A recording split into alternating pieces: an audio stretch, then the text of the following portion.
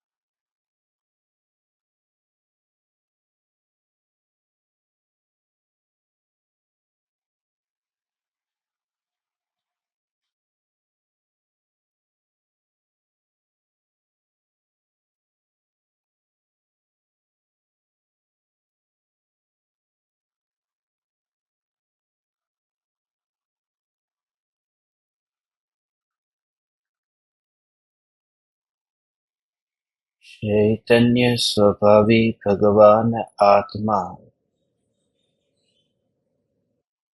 अनादि अनंत शुद्ध चैतन्य मात्र है।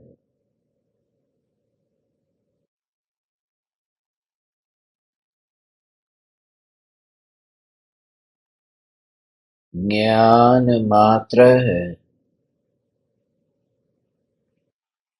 मैं शुद्ध चैतन्य मात्र, ज्ञान मात्र भगवान आत्मा हूँ। प्रति समय यह जागृति बनी रहे,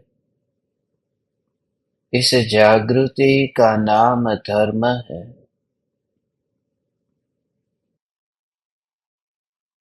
देह की प्रत्येक क्रिया के काल में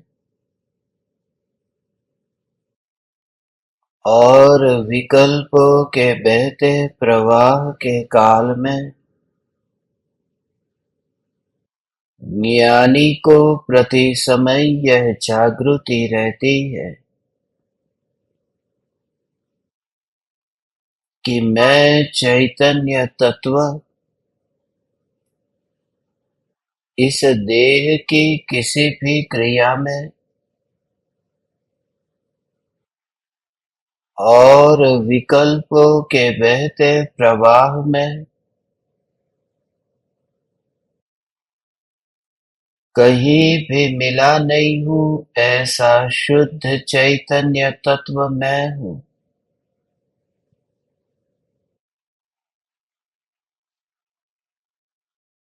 प्रति समय स्वयं की शुद्ध चैतन्य सत्ता का बोध आत्म जागृति ही धर्म है।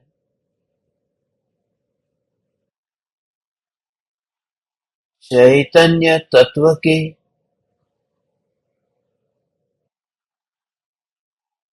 स्व-संवेदन प्रत्यक्ष निर्विकल्प अनुभूति होते ही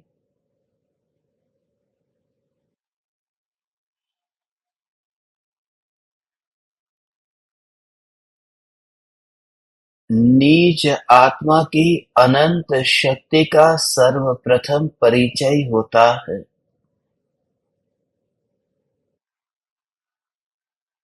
अनंत परमाणुओं के पिंडरूप इस देह ने ही जो स्वयं की शक्ति की कल्पना की थी,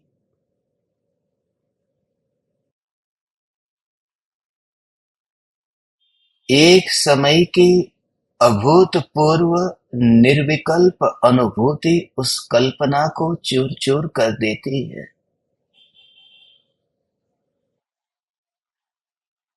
आत्मा का ध्यान आत्मा में ही ढलते ही अनंत शक्ति पर्याय में उछलती है।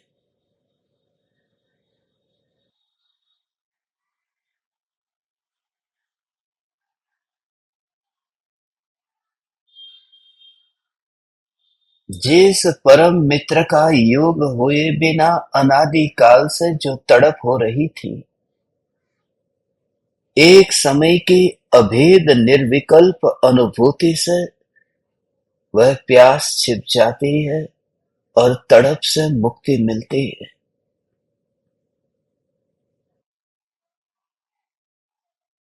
निर्विकल्प अनुभूति के बिना मोक्ष के मार्ग में एक कदम भी नहीं रखा जा सकता, और निर्विकल्प अनुभूति का प्रथम चरण ही तत्व विचार है। मैं चैतन्य तत्व हूँ, मैं चैतन्य तत्व हूँ, मैं चैतन्य तत्व हूँ।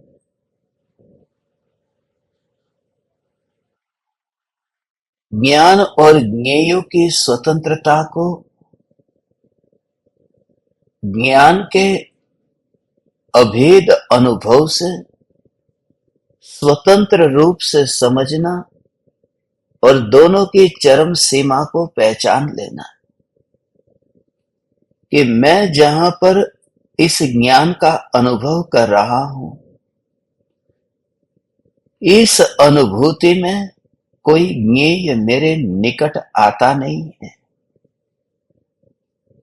कोई ज्ञेय मेरे निकट आता नहीं है, ऐसा भी फिर ध्यान चाहता नहीं है। यह ज्ञान है जो ज्ञान में अनुभव में आ रहा है। यह ज्ञान ही तो है, क्योंकि ज्ञान ज्ञान रूप अनुभव में आ रहा है। यदि ज्ञान ज्ञान रूप ही अनुभव में आ रहा है, वह खबर देता है कि ज्ञान में ज्ञेयों का मिश्रण नहीं है। यह ज्ञान की अनुभूति ही निराकुलता की अनुभूति है। यदि मैं पानी पीता हूं और मुझे खारे पानी का अनुभव नहीं होता, यदि मैं पानी पीता हूं और मुझे मीठे पानी का अनुभव नहीं होता, तो ये मैं कह सकता हूं कि इस पानी में नमक का मिश्रण नहीं है, इस पानी में शक्कर का मिश्रण नहीं है, क्योंकि जो पानी मुझे अनुभव में आ रहा है उसमें न खारापन है न मीठापन है। जो ज्ञान अनुभव में आता है, ज्ञान अनुभव में आता है, ज्ञान ज्ञान ज्ञान, यही से ही तेरी यात्रा शुरू हो जाती है। जो ज्ञान अनुभव में आता है, इस अनुभव में कोई विकल्प अनुभव में नहीं आए, कोई विकल्प का रस चखने में न आया। ज्ञान ज्ञान में ही रह करके ज्ञान ज्ञान को ही जानता है, और इस ज्ञान में विकल्प का मिश्रण नहीं होता है। तो शुद्ध ज्ञान, शुद्ध ज्ञान, शुद्ध ज्ञान, शुद्ध ज्ञान, ज्ञान की शुद्धता, वही ज्ञान की स्वच्छता, ज्ञान ज्ञेयों के मिश्रण के बिना अनुभव में आता है। इसलिए जब जो वस्तु उसमें मिश्रित ही नहीं हुई है, तो फिर उसका अनुभव भी नहीं होगा। जब नमक पानी में मिला नहीं और पानी जीभ पर आया, उस समय जो अनुभव होगा वह अनुभव फिर नमक का होगा कैसे, क्योंकि मिश्रण ही नहीं होगा। तो जो भी अनुभव में आया है वह पानी ही अनुभव में आया। ऐसे ही ये भेद ज्ञान की ये कला है कि जो भी पदार्थ ज्ञान में जानने में आए, तो तुरंत ही जानने में तो आ रहे हैं, तुरंत ही ये ज्ञान है, यह ज्ञान है, यह ज्ञान का ही रस है, ये ज्ञान की ही अनुभूति है। धारणा बांधे बिना तटस्थ भाव से, हाँ, यदि कल्पना करेगा कि यहाँ तो नमक है, यहाँ तो नमक है, यद्यपि नमक न होगा तो भी कल्पना में नमक का रस ले लेगा। ऐसे ही तो हम भोगों में से सुख लेते हैं, सुख होता नहीं है मगर कल्पना करके। ऐसे ही यहाँ ज्ञान में जगत है ही नहीं, मगर कल्पना करके ज्ञेयों का रस लेते हैं। ज्ञेयों का रस लेते हैं और यही मानते हैं कि ये ज्ञेयों का रस अनुभव में आ रहा है। ये हड्डी को चबाता हुआ वह कुत्ता, वो खून का ही रस लेता है और कल्पना हड्डी की करता है। ऐसे ही अज्ञानी ज्ञान का अनुभव करता है और उस अनुभव में ज्ञेयों की, जगत की, विकल्प की, राग द्वेष की कल्पना करता है कि ये सब मुझे अनुभव में आ रहा है। अपने तत्व को, अपने ज्ञान को अपने में ही अनुभव करता हुआ ज्ञानी तो बस मात्र उतना ही, उतना ही, उतना ही। यहाँ और किसी को आने की अनुमति नहीं है। यहाँ बस तू, यहाँ बस तू, ये चलेगा नहीं। यहाँ बस तू, ऐसे ही ज्ञान ज्ञान ज्ञान ज्ञान। मुझे यात्रा करना है, मेरे हाथ में पासपोर्ट है। अब मेरे माता पिता है, मेरे भाई बहन है, पत्नी है, पुत्र है, परिवार है, ये सारे रिश्तेदार हैं। अब मैं यात्रा करना चाहता हूं, मुझे विमान में तो जाने देते। मैं कहूं कि ये सब मेरे रिश्तेदार है, उनको भी आने दो, वहां अनुमति नहीं मिलती। उस पर तुम्हारा नाम है, तुम आ सकते हो, मगर उन्होंने मुझे जन्म दिया, अनुमति नहीं है। मैंने इन्हें जन्म दिया, अनुमति नहीं है। ये मेरी अर्धांगिनी है, कोई अनुमति नहीं। यहाँ कोई अर्धांगिनी का नियम लागू ही नहीं होता। जिसका नाम है वह विमान में जाकर के बैठ जाए। हे ज्ञान दीपक, वहां वही प्रवेश कर सकता है जिसका नाम है। बाकी किसी के लिए वहां प्रवेश निषिद्ध है। जो ज्ञान है वह ज्ञान अंतर में, अंतर में, अंतर में आता है और वहां विकल्प कहे कि मैं अनुभव में आऊं, वहां राग कहे मैं अनुभव में आऊं, वहां द्वेष कहे मैं अनुभव में आऊं, और अनंत काल तक जो अनुभव में आ ही न सकेगा, और अनंत काल तक जो अनुभव में आने से वंचित न रहेगा, बस उसी का नाम ये ज्ञान ज्ञान जो निरंतर अनुभव में आता ही रहता है। यही साधक की साधना है। जो सिद्ध परमात्मा को जो हो रहा है वही यहां शुरू हो जाता है।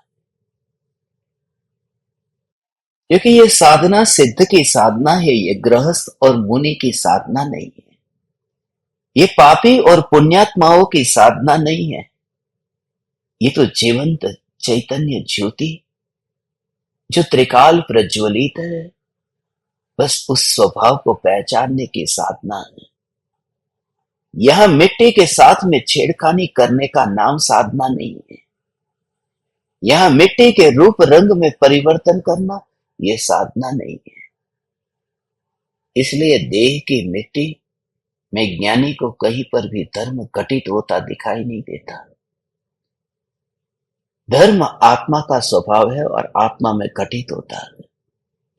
कल हमने चर्चा की थी संवर की।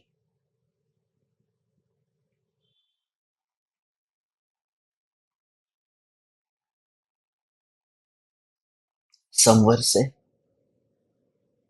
धर्म है, कर्मों का संवर होता है। ज्ञान स्वभाव के आश्रय से, परम तपश्चर्या से उत्कृष्ट उपवास से कर्मों का संवर होता है।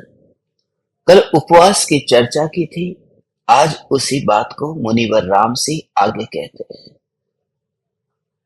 तप का रहस्य खोलते हुए कहते हैं कि ऐसा उत्कृष्ट तप कर कि कर्मों की निर्जरा हो। सूत्र है ना, तपसा निर्जरा, तप से कर्मों की निर्जरा होती है। मगर तप का अर्थ क्या है? वह जो ज्ञान की ज्योति है, उस ज्ञान की ज्योति का स्वभाव ऊर्ध्व गमन है। वह मिट्टी को छूती नहीं है, वह ऊर्ध्वगमन। जैसे ज्योति जलती है ऊपर की ओर, ऊर्ध्वगामिनी, और दिया नीचे, पता ही नहीं चलता।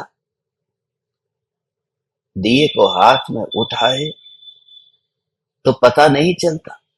न जलता हुआ दिया और जलता हुआ दिया दोनों को हाथ में रखो, पता नहीं चलता कौन सा जल रहा है। मगर जिसके पास आंख है वह पहचान सकता है। तो जिसका दिया जल चुका है, अज्ञानी बाहर से देखेगा तो पहचान न पाएगा, वजन दोनों का एक सा है। मगर जिसके पास में दृष्टि खुली हुई है वह सम्यक दृष्टि पहचान लेता है कि यहाँ ज्योति दैदीप्यमान है। इस ज्योति को देखते ही वह एक समय में पहचान लेता है। असली पहचान उस ज्योति से नहीं है, असली पहचान ये दृष्टि में जो तेज आया है उस वजह से है।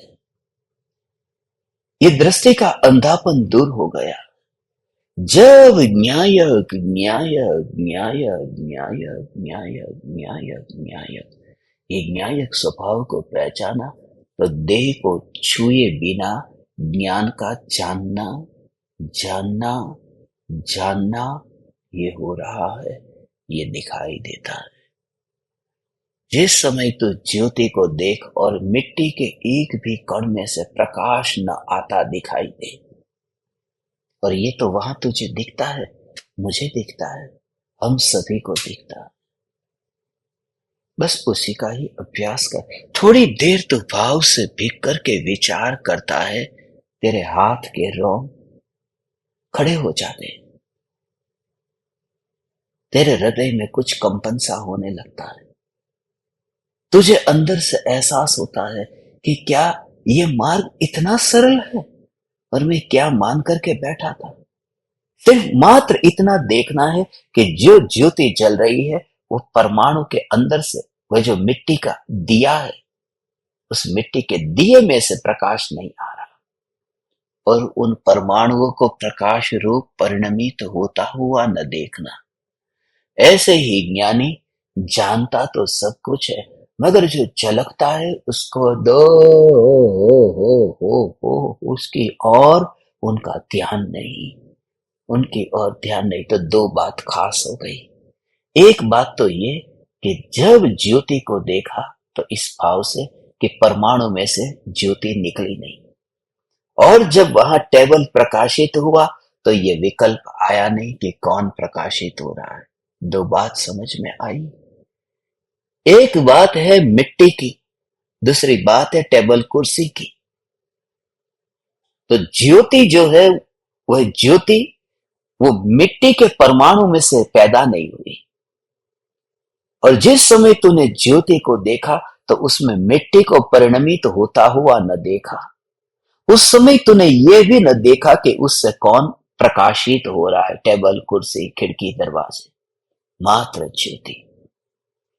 तो जैसे ही ये ज्ञान का जानना कि तुझे इंद्रियों के परमाणु उसमें कहीं परिणमित होते हुए न दिखाई दे, तब उसे क्या वो ज्ञान, वो उसे कहते हैं इंद्रियातीत।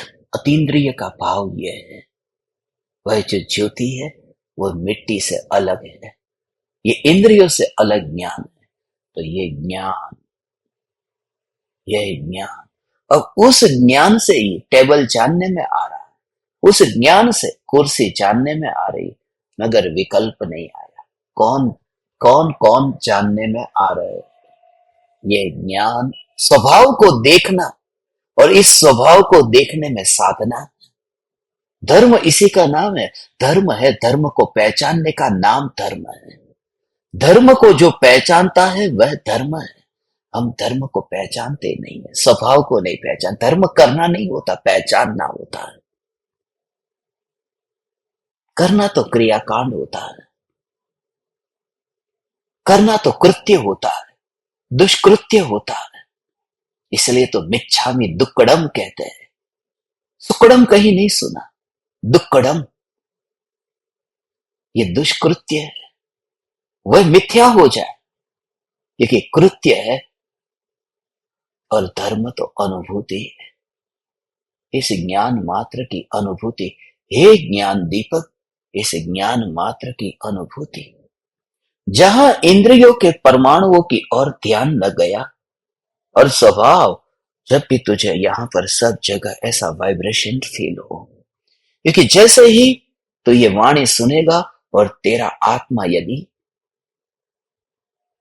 वर्तमान में इतना योग्य होगा तो ग्रहण कर लेगा, भाव को ग्रहण कर लेगा। शब्द को सुनते ही तेरे हृदय के वहां पर ऐसे वीणा के तार झंकृत होंगे कि ये ध्रुव तुझे एक कनेक्शन मिलेगा कि साक्षात परमात्मा की दिव्य ध्वनि सुन करके ही मैं यहाँ आया हूं। भले ही तुझे परमात्मा का वह रूप रंग याद न आता हो, मगर अरे ऐसी बात है चैतन्य की कि तुरंत ही बस वो कनेक्शन, क्योंकि विषय के भोगों के काल में जहां ये निकलना भी मुश्किल है,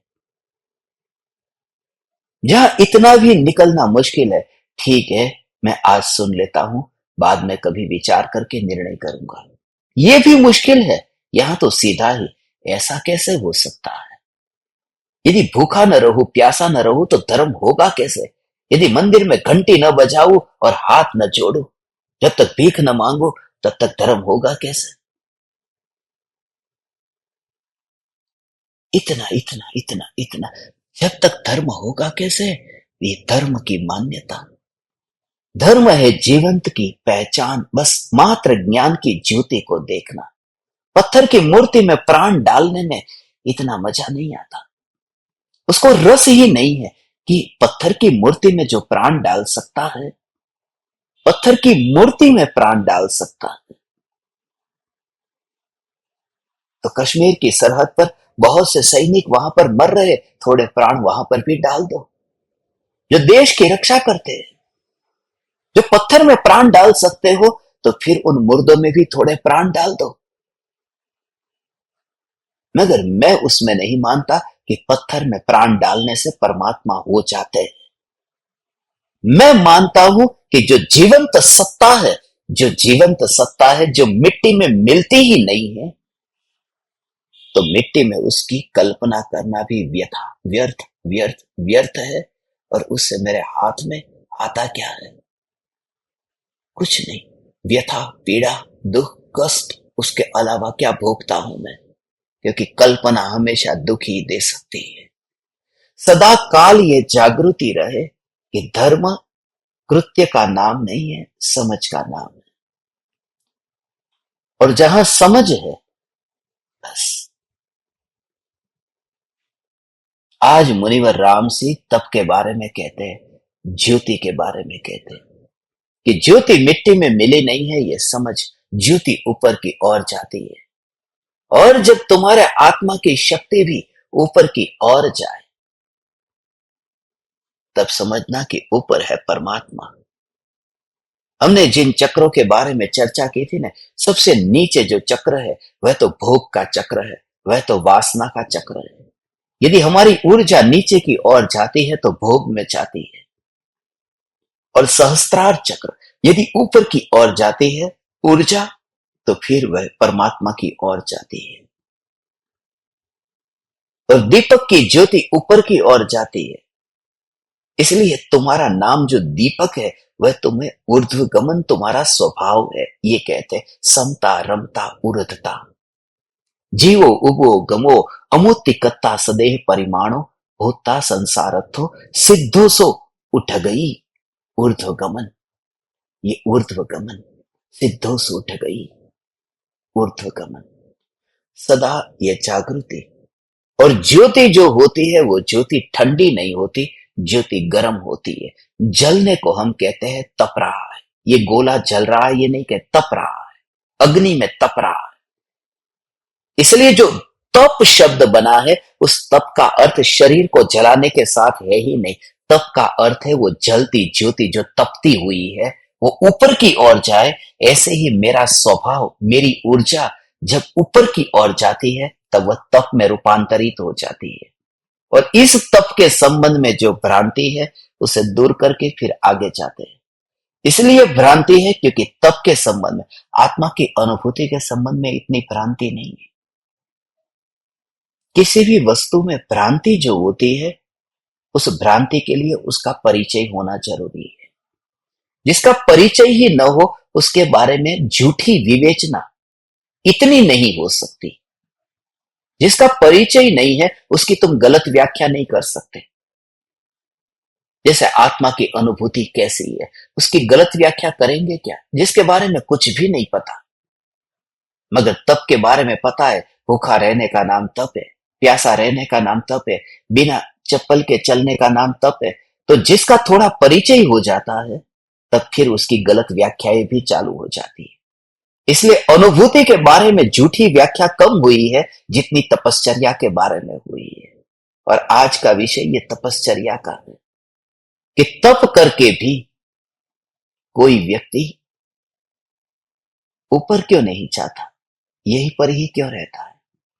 इसलिए क्योंकि जो सिद्धांत है वो अद्भुत है। शरीर से होने वाली जो तपश्चर्या है, उसमें ध्यान देह पर गए बिना रहता नहीं है।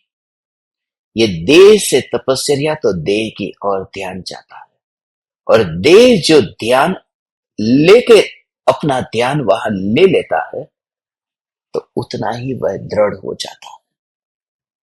जितना जितना जितना जितना जिस भोग की ओर तुम्हारा अटेंशन जाएगा, वह भोग और स्ट्रांग हो जाएगा। तुम चाहते हो कि बस मेरी भूख की जो कमजोरी है वह दूर हो जाए, भूख की कमजोरी दूर हो जाए। ये भगवान, ये भूख बस इतनी लगती है कि बस खाना खाना खाना। ये सुबह खाता, दोपहर में खाता हूँ, खाने के बाद में भी खाता हूँ, पेट भर के खाने के बाद में भी मैं सौंफ खाता हूँ, मुखवास खाता हूँ, सुपारी खाता हूँ, पान खाता हूँ, मैं खाता ही रहता हूँ। मेरा खाना अब छूट जाए, बहुत थक चुका हूं, हे भगवान मेरे खाने से बस मैं छूट जाऊं, ये खाना बहुत परेशान हो गया। कभी नहीं छूट सकते, क्योंकि ध्यान खाने की ओर जाता है, वासना उतनी दृढ़ होती है। ये सिद्धांत समझना, उपयोग अटेंशन ध्यान जिसकी ओर जाएगा वह दृढ़ होगा। इसलिए डॉक्टर कहते हैं, जब हम कोई पेशेंट बीमार होता है ना, अस्पताल में क्यों रखते हैं? आपको मालूम है 24 घंटे मरीज को मिलने के लिए अनुमति नहीं दी जाती। उसका मूल कारण क्या है? मूल कारण यह है, ऐसा नहीं कि सब लोग परेशान करेंगे के, असली बात यह है कि उस मरीज को बार बार रिमाइंडर मिलेगा, तू बीमार है, तू बीमार है, तू बीमार है, तू बीमार है। ध्यान यदि बीमारी की ओर बार बार जाता है, तो वह बीमारी मिट ही नहीं सकती। कोई व्यक्ति बहुत परेशान होता है, उसको तुम बार बार याद कराओ,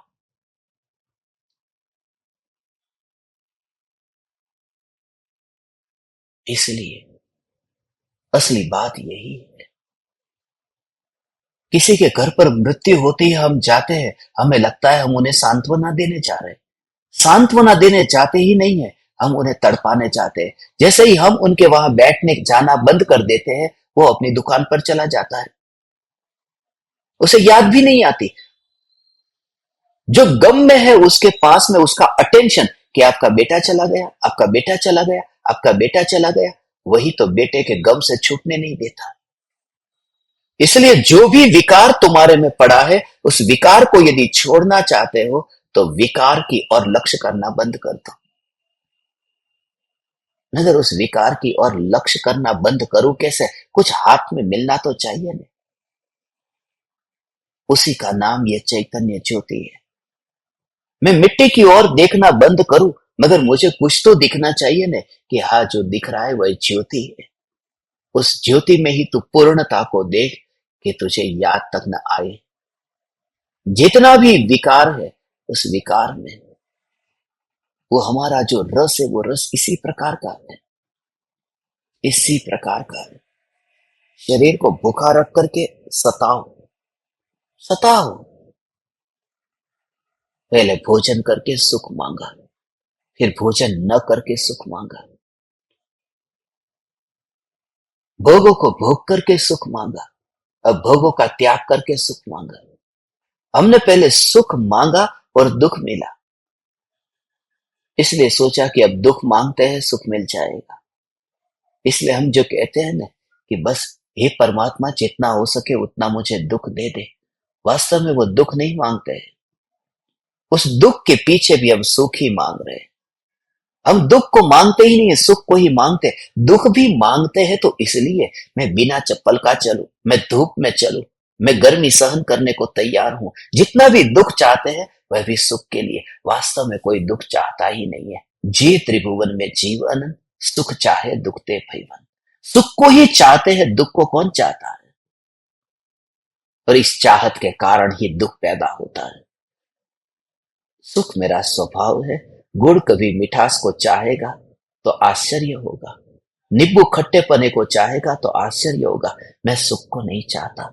सुख पहचानता हूं कि यह स्वभाव सुख है। और वही ज्ञान, ये ज्ञान की अनुभूति से ही बस यहां अभेद हो गया। यही ज्ञान में ही आनंद आनंद आनंद आनंद।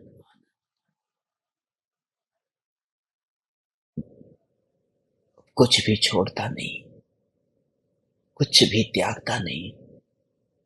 यूरोप में ईसाइयों का एक संप्रदाय है। अब तो वे लोग भी बहुत कम हो गए, मगर आज से करीब 100-150 वर्ष पहले तो बहुत बड़ी संख्या में वह समुदाय था जो धार्मिक होने का अभ्यास करता था। और उसके लिए ये करते थे कि जब वो काम वासना से इतने पीड़ित होते थे तो उन्होंने एक उपाय खोजा कि अपने शरीर पर कोड़े मारो। इतने कोड़े मारो, इतने कोड़े मारो कि वह काम वासना भूल ही जाए। और उन्होंने ये प्रयोग शुरू कर दिया। जब भी विकार का भाव आए वो कोड़े मारते। मगर कुछ दिनों बाद में पता चला कि वासना का भाव गया नहीं। मगर जब तक कोड़े न मारे तब तक वासना का मजा आता था वो नहीं आता था। तब वो वासना में जाने से पहले शरीर पर कोड़े मारते थे, तब जाकर के उनको मजा आता था, क्योंकि उनके दिमाग में ये बात सेट हो गई थी। वो भी एक आदत बन गई थी। वासना तो छूटी नहीं, कोड़े की आदत और नहीं लग गई।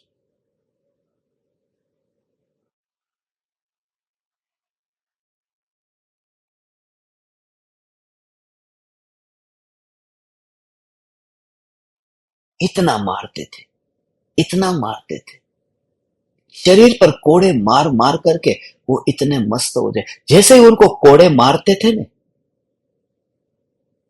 उनको कोड़े मारते थे, उनके बच्चों के बच्चों को, जो उनकी परंपरा चल रही है, उनको, उनमें से मैं कुछ लोगों को मैं मिला हूं। जब मैं बेलारूस गया था वहां पर मैं कुछ लोगों को मिला जिन्होंने मुझसे ये कहा कि जब ऐसे ही कोड़े मारते हैं तब कोड़े मारने में वो मजा लेने लगते थे, क्योंकि वासना तो थी। कोड़े मारते थे, वासना छूटने का नाम नहीं लेती थी। अब कोड़े में भी रस आने लगा। और वो रस ऐसे ही आता है जैसे कोई काम भोगी युगल एक दूसरे को भोगने में मस्त होता हो, और उस समय उनके जो भावों की दशा होती हो ने, वो कोड़े खाते समय वो बोल रहे कि हमें ऐसी दशा होती है। उसमें भी वो सुख ले लिया है। इसलिए भोग भी एक आदत बन जाती है। वो मार पीट करना, कोड़े मारना, वह भी एक आनंद का कारण बन जाता है। धर्म है समझदारी। इसलिए हे ज्ञान दीपक, तप का भाव समझ करके तप का पालन करना। मुनिवर राम सिंह यहां उस उत्कृष्ट तप की बात कर रहे हैं जिसमें किसी पराई की ओर ध्यान न जाए। ध्यान जाना बस यही शक्ति को बर्बाद करना है। और हमें बचपन से यही सिखा दिया गया है। हमें ध्यान में इतना रस है, जैसे ही हमारा ध्यान, बस वो शक्ति सजग हो जाती है। वह शक्ति सजग हो जाती है।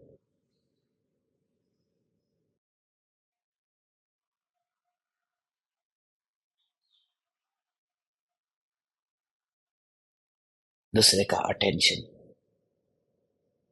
हम हमेशा ये चाहते हैं दूसरा मेरी ओर देखे, अटेंशन मेरी ओर आए। वही तो जिंदगी है। जिंदगी जीने का मजा ये है जब किसी का अटेंशन मेरी ओर आए। वो विकार भाव ये कहता है कि हम तब तक ही जिंदा रह सकते हैं जब तक कोई हमको देखता है, वरना हम मर जाएंगे। विकार तब तक टिकता है जब तक उपयोग विकार की ओर जाता है। हमें जीने का मजा तब आता है जब कोई हमारी ओर देखता है। घर में बूढ़े लोग ये बच्चों को, जवानों को ये सलाह क्यों देते हैं? 80 बरस के हो गए फिर भी सलाह क्यों देते हो? ये बेटा ये काम नहीं करना चाहिए, ये काम करना चाहिए, ये क्यों सलाह देते? और उनकी कोई सुनता नहीं है फिर भी सलाह देते। इसलिए क्योंकि पता चलना चाहिए कि घर में मैं रहता हूं। घर के परिवारजनों का अटेंशन उनकी ओर जाना चाहिए, अभी मैं जिंदा हूं। नेता को जीने का जो मजा आता है वो वही है कि पब्लिक का अटेंशन उसकी ओर जाता है।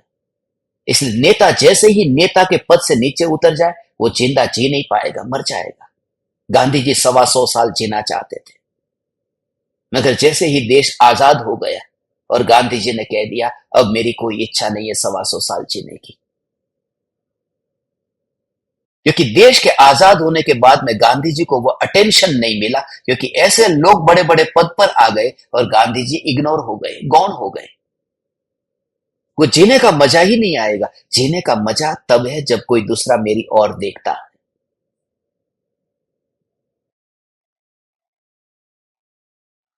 वासना, विकार तब तक जिंदा रहता है जब तक मैं विकार को देखता हूं। तो बिल्कुल अनुभव ही मत करो कि विकार मेरे में है। ज्ञान ही ज्ञान है, क्योंकि जिसको तुम देखते हो उसी में ही दृढ़ता होती है। बच्चा है, बीमार हो गया है और माँ उसको देखती है, बेटा सिर पे हाथ घुमाती है, बेटा तबीयत तो ठीक है ना? और बेटे के दिमाग में ये फिट हो जाता है कि माँ का प्रेम चाहिए तो बीमार होना जरूरी है। इसलिए जब भी उसे प्रेम चाहिए ऐसे ही लेट जाता है, माँ सिर में बहुत दर्द हो रहा है आज। क्योंकि उसे भी, छोटा बच्चा भी समझ जाता है कि अटेंशन यदि अपनी ओर लाना है तो क्या करना चाहिए।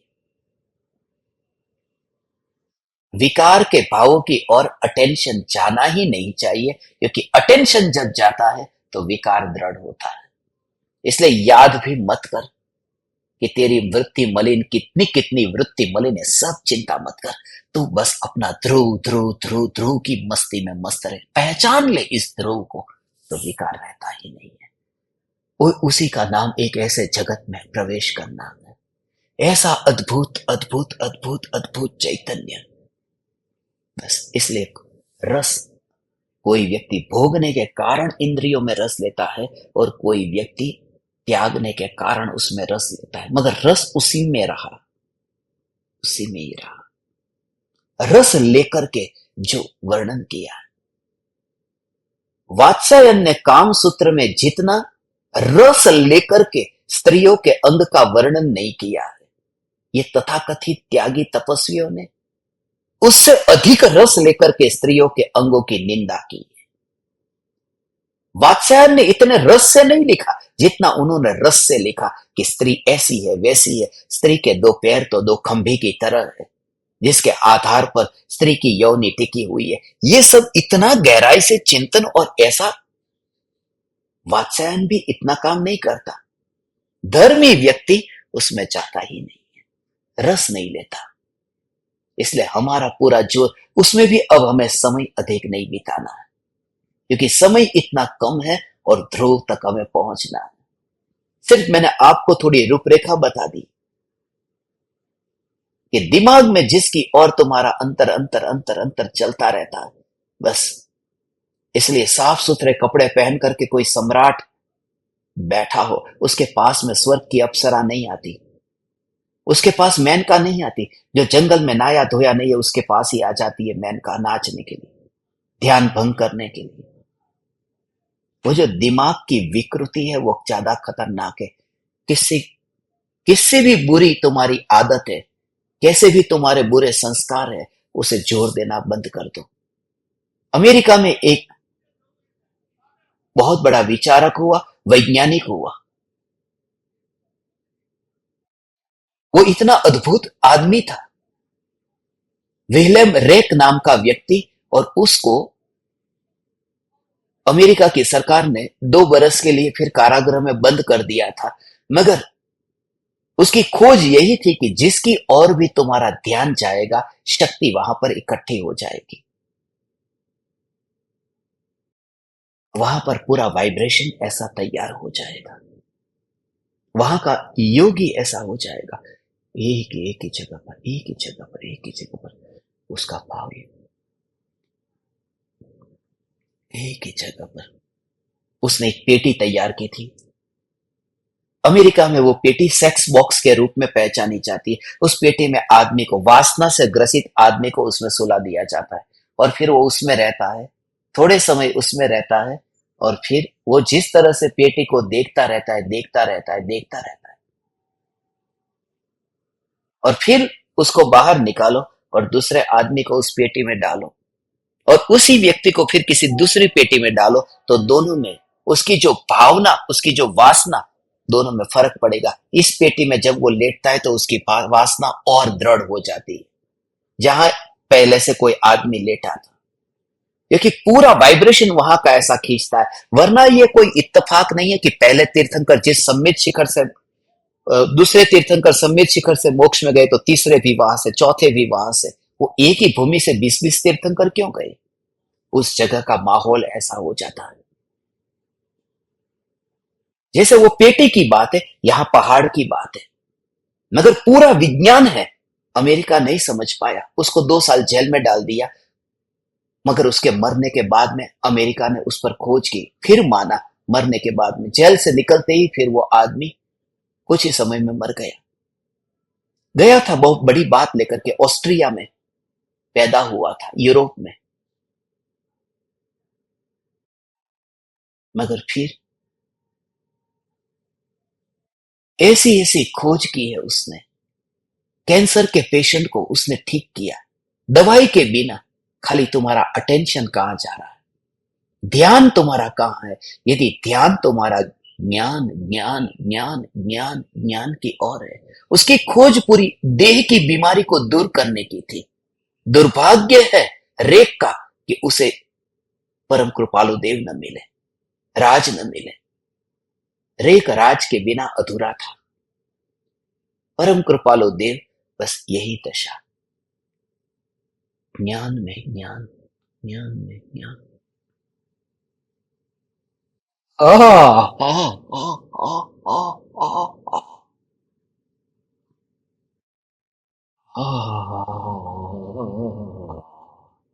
न्याय, क्योंकि ऐसा परम कृपालु ने क्या कहा, क्या कहा, आ, ये क्या क्या कहा कि उपयोग जब अंतर में समा जाता है, तो पर का बोझ, पर का कर्तृत्व, राग द्वेष, ये छोड़ना नहीं पड़ता, छूट जाता है। यही वृत्ति वही निज भाव मां, थयो अकर्ता त्याग, थयो, થઈ ગયો, अकर्ता होने गया और अकर्ता हो गया, अकर्ता होने गया और अकर्ता हो गया। ये बात नहीं है। वृत्ति वही निज भाव मां, उपयोग तो आत्मा में गया था और अकर्ता जगत का हो गया, क्योंकि यही एकमात्र उपाय है। जहां से तुम्हें मुक्त होना है, तो वहां से ध्यान हटाना ही होगा। वृत्ति वही निज भाव मां, थयो अकर्ता त्याग। एक एक वचन में ये विज्ञान, मनोविज्ञान, परम विज्ञान छुपा हुआ है। परम कृपालु देव के एक एक वचन, यदि आत्म सिद्धि शास्त्र, यदि हमने प्रारंभ किया, तुम चौंक जाओगे कि ये एक एक वचन में कितने वैज्ञानिक समाये हुए हैं कृपालु देव के वचन में। और मैं प्रत्येक गाथा में तुम्हें कम से कम 10-10 वैज्ञानिक जो हो चुके, उनके रेफरेंस देकर के बता सकता हूं कि कौन कौन सी गाथा में कौन से वैज्ञानिक ने जो सिद्धांत बताया था, और उसमें वो क्या कहना चाहते थे। एक एक गाथा पावलोव ने प्रयोग किया था। रूस में बहुत बड़ा मनोवैज्ञानिक हुआ पावलोव। आपने वो कुत्ता और घंटी की उस सिद्धांत को तो विज्ञान में भी पढ़ा होगा कि कुत्ते को भूख लगती है, लार टपकती है, वो घंटी बजती है साथ में। ऐसा ही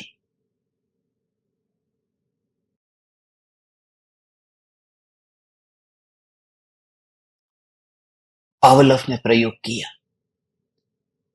उसके पास एक मरीज आया। उस मरीज था, शराबी बहुत था, कमजोर था। तो जो लेकर के आया था, उसने कहा कि यह आदमी मर जाएगा। इतनी शराब पीता है, शराब पीता है, शराब खाता है। वो जीता शराब के साथ में, सोता भी शराब के साथ में। इसको कुछ करना पड़ेगा। पावलोव ने कहा चिंता मत करो, क्योंकि वो कुत्ता और घंटी का प्रयोग जानता था। और पावलोव ने कहा कि जैसे ही ये शराब इसे दो, मांगता है तो शराब दो, और जैसे ही वो एक हाथ से शराब पीता है तो एक हाथ उसका ऐसे रखो कि उसे शॉक दो, इलेक्ट्रिसिटी का शॉक। तो जैसे ही वो शराब पिएगा कि उसको शॉक लगना चाहिए। जैसे ही शॉक लगेगा कि बस उसके साथ में वो शॉक और शराब ये दोनों जुड़ जाएंगे। फिर थोड़े दिन के बाद में अकेली शराब पिएगा, तो जैसे ही वो शौक लगा था वो याद आ जाएगा, वो शराब छूट जाएगी। झटका लगा था ना। उसने अपने एक विद्यार्थी को ये काम सौंपा। उस विद्यार्थी ने कुछ दिन तक ये प्रयोग किए, और प्रयोग करने के बाद में फिर अपने गुरु पावलोव को कहा कि कैसा रहा। पावलोव पूछता है कैसा रहा। उसने शराब पीना छोड़ दिया। उसका विद्यार्थी बोला कि हालत बहुत खराब हो गई है। हालत इसलिए खराब हो गई है कि ये शराब पीना तो उसने छोड़ा नहीं। अब तकलीफ ये होगी कि जब भी वो शराब पीता है तब वो कहता है कि जल्दी से शॉक भी लगाओ, उसके बिना शराब पीने में मजा नहीं आता। शराब तो छूटी नहीं, वो शौक की आदत और लग गई।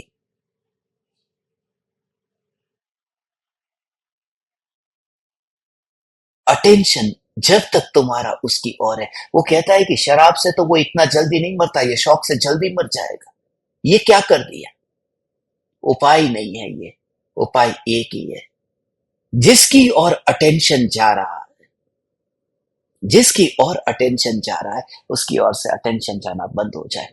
और अटेंशन जाना बंद तब हो जाता है जब उसका स्वीकार हो जाता है। स्वीकार हो गया। तुम सब शादीशुदा हो ने, तुम सब देखो कि जब तुम्हारी शादी नहीं हुई थी, तब तुम्हारी प्रेमिका को, शादी से पहले तो प्रेमिका ही थी ने, तुम अपनी प्रेमिका को कितना याद करते थे, ध्यान जाता था ने उसकी ओर। रोज कितनी बार तुम्हारा ध्यान प्रेमिका की ओर जाता था।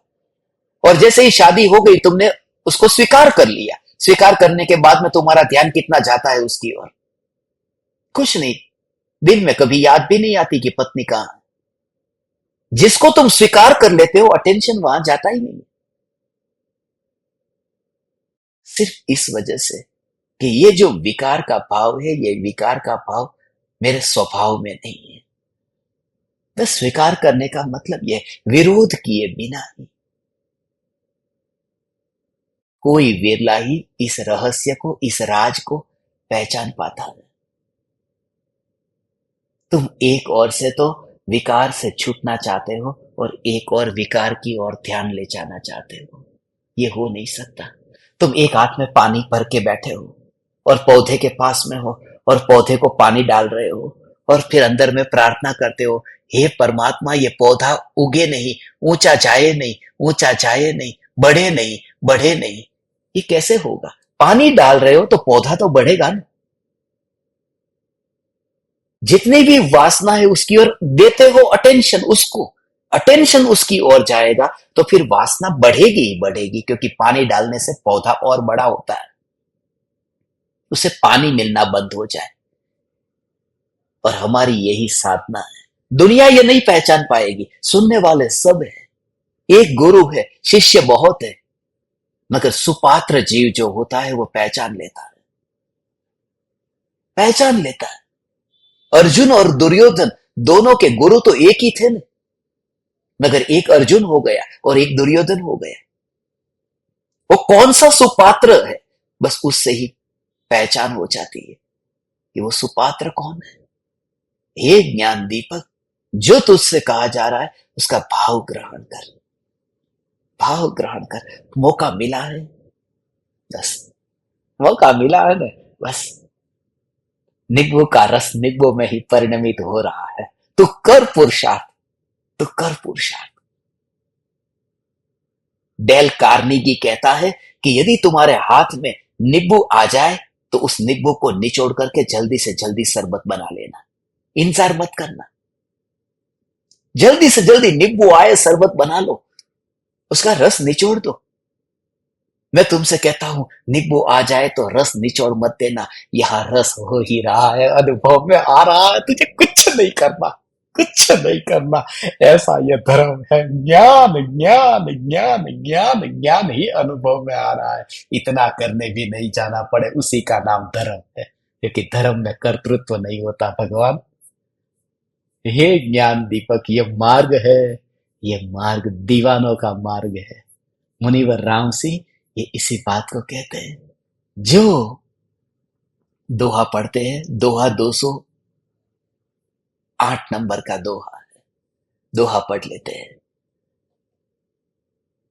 तऊ करी दह विहु, धम्मु करी जिण भासिउ सुप्रसिद्धु, कम हम निजई एह, जिय फुडु अखी मई तुज्जु।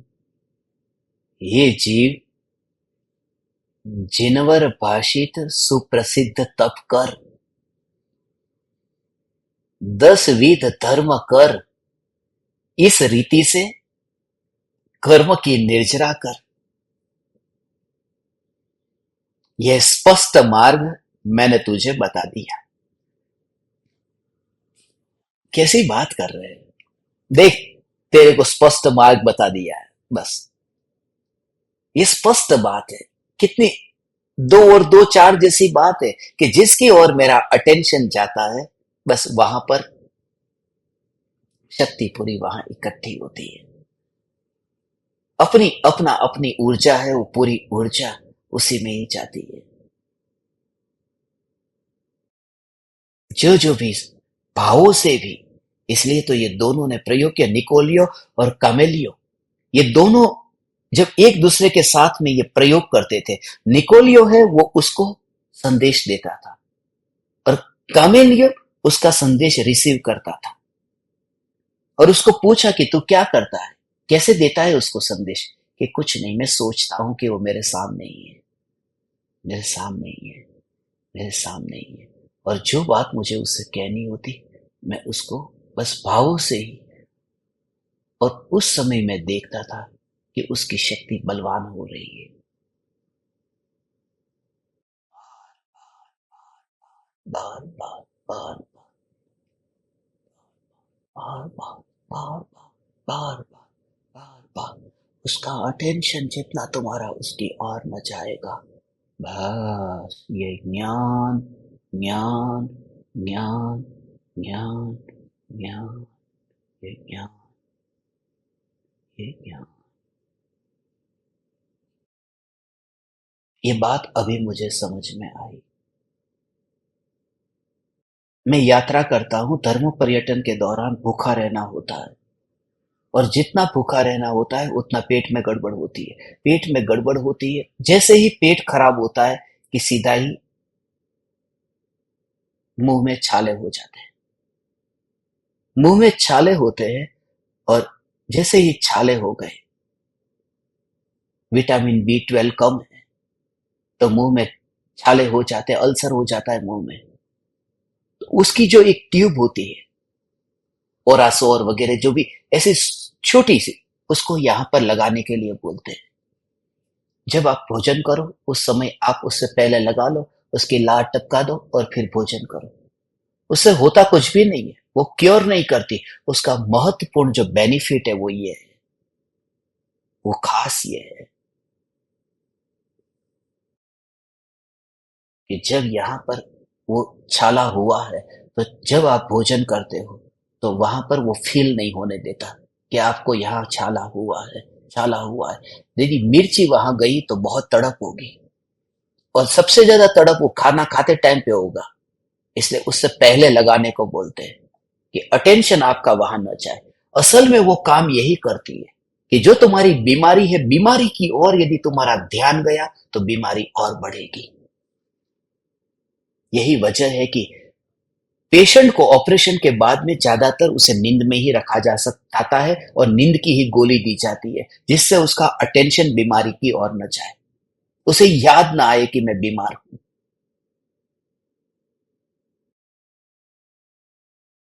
ये सीधा गणित है कि दुनिया में भी शरीर की बीमारी के लिए जो उपचार है, अंतर के लिए कि बस राग और द्वेष और विकल्प की चिंता मत कर भगवान तू। हे ज्ञान दीपक, हे चैतन्य परमात्मा, इसलिए मैंने आज सुबह जो तुमसे कहा न, उसमें उसमें तो पूरा सार, मैंने तुझे ज्ञान का गोला देखा है। बस ज्ञान ज्ञान ज्ञान ज्ञान ज्ञान ज्ञान ज्ञान ज्ञान ज्ञान का गोला, बस एक गोला, बस ज्ञान का गोला और कुछ भी नहीं। बस ज्ञान का गोला है और विकल्प का कांटा है और कुछ भी नहीं है। और जो एक ओर से जो अनुभव में आ रहा है, वो जो दाएं और बाएं, दाएं हाथ में जैसे पकड़ा है ये गोला है और बाएं हाथ में ये कांटा है। ये जो गोला है और कांटा है, कितना भी तुम चाहो, कितना भी तुम चाहो, अंदर घुस ही नहीं सकता और दृष्टि तुम्हारी पूरी तरह से वहां पर ही रहे। ये गोले के अंदर कांटा घुस नहीं सकता, ऐसे ही तुम्हें पूर्ण रूप से ये ज्ञान का गोला, ज्ञान का गोला, ज्ञान का गोला, ये मैं चैतन्य चैतन्य चैतन्य। इसलिए मैंने आज ऐसे ही देखा जैसे ज्ञान का गोला ही सामने है और कुछ भी नहीं। सुबह से लेकर के कैसे शाम हो गई, ज्ञान ज्ञान ज्ञान। बचना तो उन उन उन उन बचना तो उन मूढ़ों से जो बार बार तुझे ये याद दिला करके तुझे निंदित करते, पापी पापी पापी।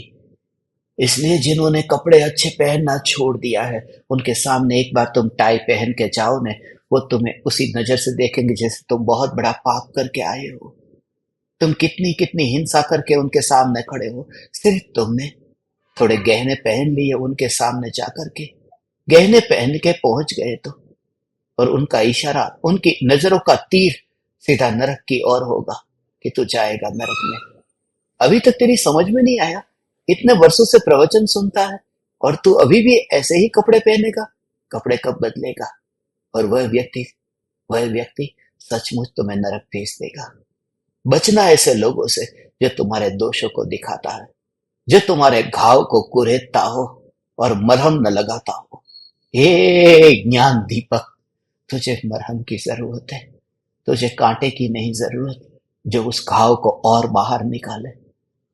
चैतन्य चैतन्य चैतन्य चैतन्य चैतन्य चैतन्य, यही तो आत्म आराधना है, यह आत्म साधना है। इसलिए समस्त पक्षपातों से मुक्त हो तो ही यह हो सकता है। सभी ये स्वीकार नहीं कर पाते, समय हो गया, ये स्वीकार नहीं कर पाते। बस तो अपनी ओर से कर, बाकी सब प्रकृति के ऊपर छोड़। मेरा एक ही मैं ध्रुव चैतन्य चैतन्य चैतन्य चैतन्य चैतन्य चैतन्य, जो तुम्हें याद दिलाते हो, बस वो तुम्हें रिमाइंड कराते हैं। हे पापी, हे पापी, जो कहते हो तेरे पास पाप है, मगर वो जो ध्रुव चैतन्य सत्ता है उसमें पाप नहीं मिला हो भगवान। बात वो है, आज सुबह वो दादाजी ने पूछा था ना कि अरे मेरा प्रयोग नहीं होता है, क्या करूं? और उनसे ही ये बात याद आई थी। अरे भगवान, आज का जो सत्संग अभी विचार आया, मैंने कहा ना वो गणधर का काम करते हैं। वो उन्होंने जो प्रश्न पूछा था कि मुझे प्रयोग नहीं होता है, अरे भगवान, प्रयोग नहीं होता है ये तो कमजोरी है, और कमजोरी से तो निंदा होती है। नहीं, तुम्हारा प्रयोग नहीं होता, मगर वो प्रयोग तो पर्याय में नहीं होता है ना। ध्रुव में तो कोई प्रयोग होता ही नहीं है। मैं ध्रुव, फिर दृष्टि ले आओ अपनी और, ऐसा बस।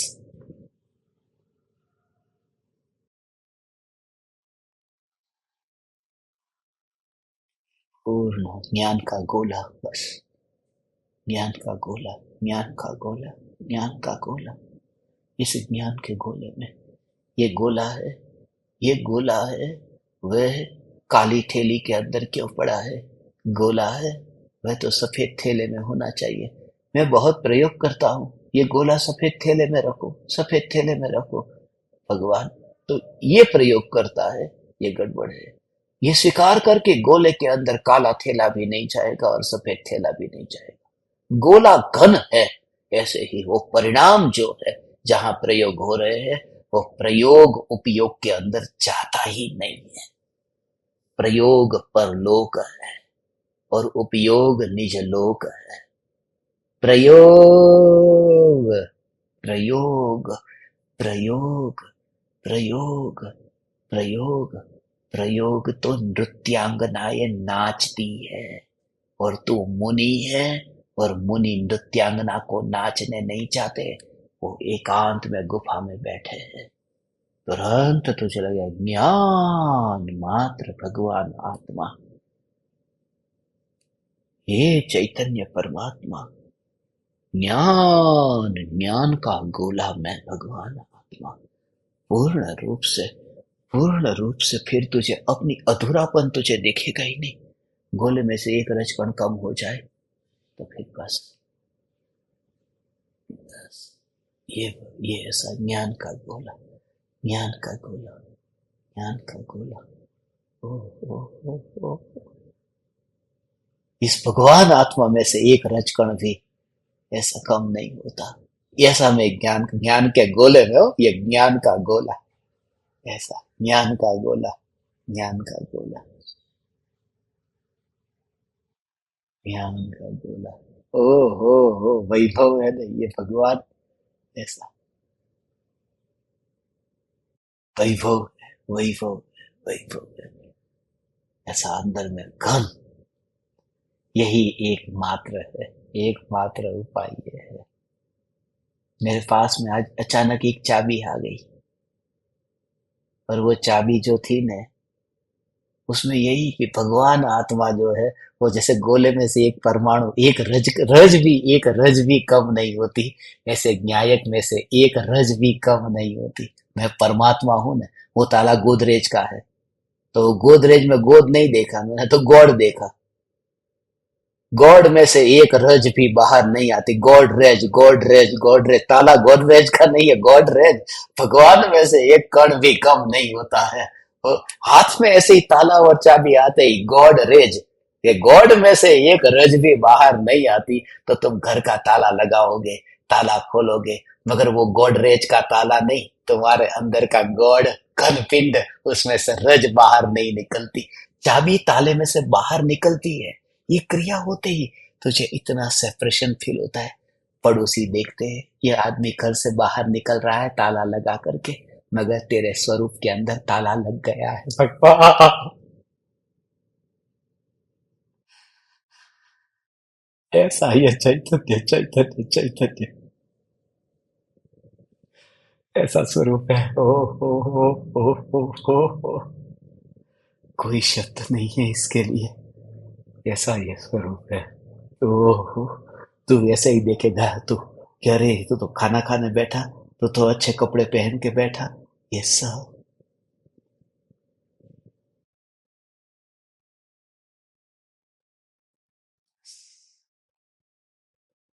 प्रयोग ये करना। भगवान, ये तुझे बोलने की भाषा, ये बैठा हूं ने इसलिए हूँ, ये तेरे को बोलने की भाषा ऐसी है, बाकी प्रयोग तू ऐसे क्या करना। हम्म,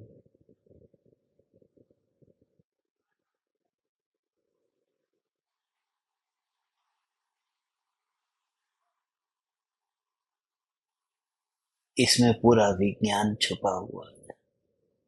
अटेंशन का सिद्धांत ये याद रखना, ध्यान मेरी और लोगों का जाए, लोगों का ध्यान मेरी ओर आकर्षित हो, ये रस पड़ा है या नहीं, बात वहीं पर ही है।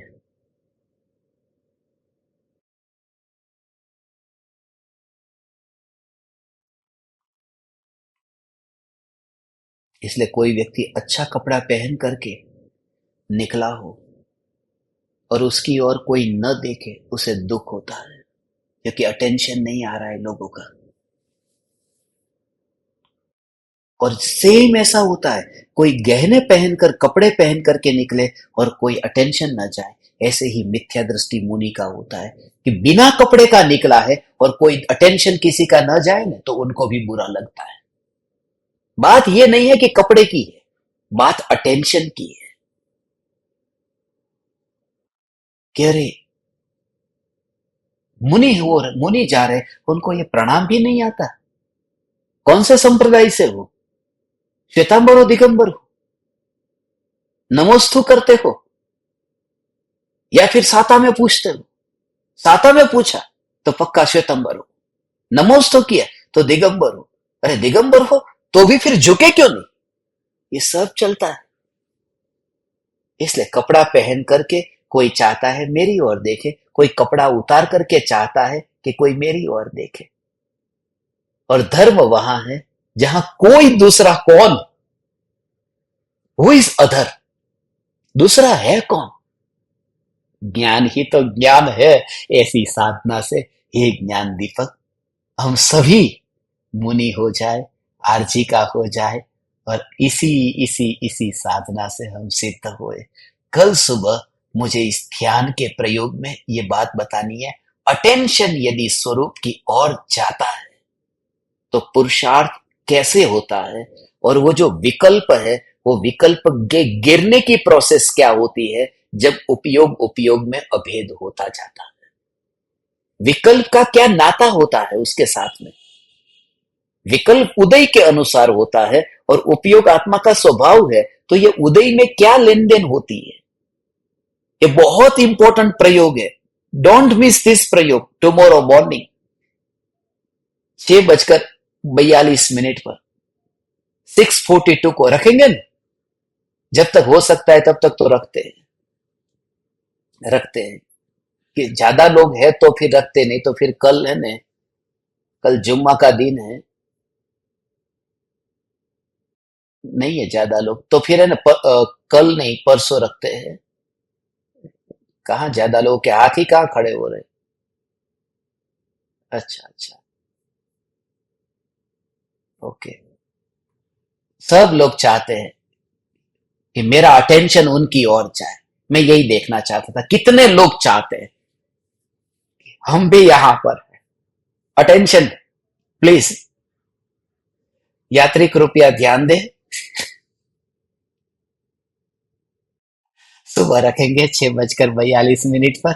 आप परमात्माओं के योग से इस पामर को महा महा महा महा महा प्रयाण की यात्रा के लिए ध्रुव की पुकार करने का मौका मिलता है। भगवान ये मौका मिला, और जिसको आपने विराट हृदय से सुना है, मैं ऋणी हूं आप परमात्माओं का। आप समस्त परमात्माओं को मेरे हृदय के अंतःकरण से प्रणाम करता हूं।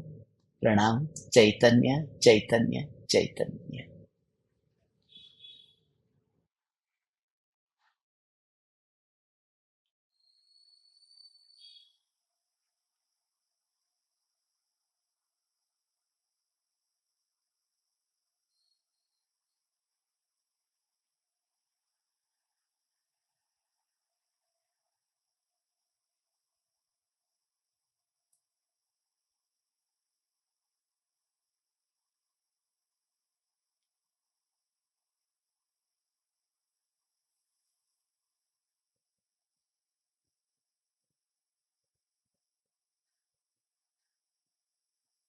अहो अहो श्री सद्गुरु करुणा सिंधु अपार, इस पामर पर प्रभु किया अहो अहो उपकार, अहो अहो उपकार। देह सहित जिनकी दशा, वरते दे